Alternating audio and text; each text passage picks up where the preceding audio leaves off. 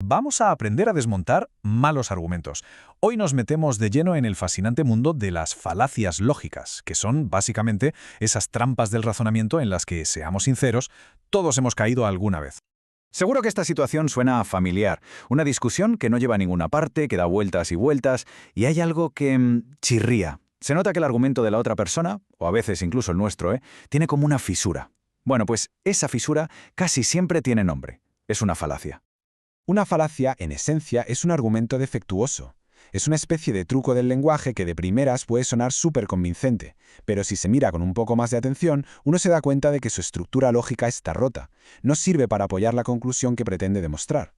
Aquí tenemos nuestra hoja de ruta de hoy. Empezaremos con el arte de la distracción, después pasaremos a las conclusiones con cimientos débiles, luego veremos las suposiciones y palabras engañosas, y para terminar, nos llevaremos un práctico kit de pensamiento crítico para detectarlas todas. Venga, empezamos fuerte. La primera gran categoría son las falacias de relevancia. Ojo con estas, porque son muy astutas. Se trata de argumentos en los que las razones que se dan, las premisas, pueden ser incluso ciertas, pero no tienen nada que ver con la conclusión. Su verdadero objetivo es simplemente desviar la atención. Y dentro de este grupo tenemos a una auténtica estrella, una de las más famosas y, por desgracia, de las más comunes, el ataque ad hominem. Esta expresión en latín significa literalmente contra la persona, y su mecanismo es de una simpleza que asusta, pero es increíblemente efectivo. En lugar de debatir una idea por su lógica, lo que se hace es atacar a quien la presenta. Se critica su carácter, sus circunstancias, cualquier cosa que sirva para desviar la atención del argumento en sí. Vamos, un golpe bajo en toda regla. Este ejemplo es de manual. ¿Qué más da si la persona tiene hijos o no? Eso es completamente irrelevante para decidir si invertir en educación pública es una buena idea. El argumento se desvía del tema para atacar a la persona e intentar quitarle toda la credibilidad. Bueno, pues de atacar a una persona pasamos a apelar a la multitud. La falacia ad populum, o dirigido al pueblo, es otra táctica de distracción de las potentes. Esta es la favorita de la publicidad y de muchísimos discursos. Lo más interesante es que no busca convencer con lógica, para nada. Va directa a la emoción. Apela a nuestro deseo de pertenecer a un grupo, a nuestro orgullo o entusiasmo, todo para que aceptemos una conclusión sin pararnos a pensar. Un ejemplo clarísimo que seguro que nos suena. El argumento para comprarse las zapatillas no tiene nada que ver con su calidad o su precio, sino con la presión social, con las ganas de ser popular. Es pura emoción, cero razón. Venga, cambiamos de tercio y vamos con el segundo grupo, las falacias de inducción deficiente. Aquí el problema es diferente. Las premisas sí tienen que ver con la conclusión, pero son tan flojas, tan débiles, que no son suficientes para sostenerla. Ahora vamos con una falacia que es muy sutil porque se basa precisamente en lo que no sabemos, el argumentum ad ignorantium. Su idea clave se resume en una frase que conviene recordar siempre. La ausencia de prueba no es prueba de ausencia. Es un error de lógica garrafal afirmar que algo es cierto solo porque nadie ha podido demostrar que es falso, o al revés. Este es un ejemplo clásico. El hecho de que todavía no hayamos encontrado pruebas no demuestra de forma definitiva que no exista vida ahí fuera. La respuesta más honesta es que simplemente no lo sabemos.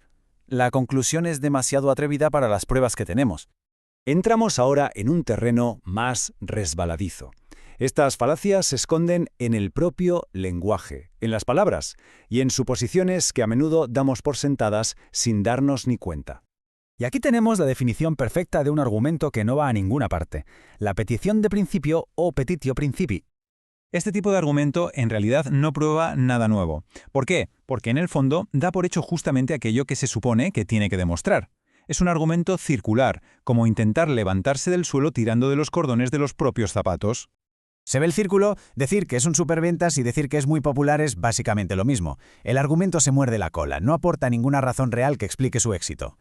Y nuestra última parada de hoy es una trampa que se esconde a plena vista, en las propias palabras.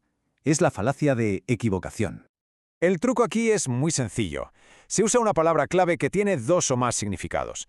Y se usa con un sentido en una parte del argumento y con otro sentido en otra. Este cambio, que a veces es muy sutil, hace que la conclusión parezca lógica cuando en realidad no lo es en absoluto. Este ejemplo es un poco absurdo, pero es perfecto para entender cómo funciona. La palabra ligero se usa primero como lo contrario de pesado y luego como lo contrario de oscuro. Al mezclar los dos significados se llega a una conclusión que obviamente no tiene ningún sentido.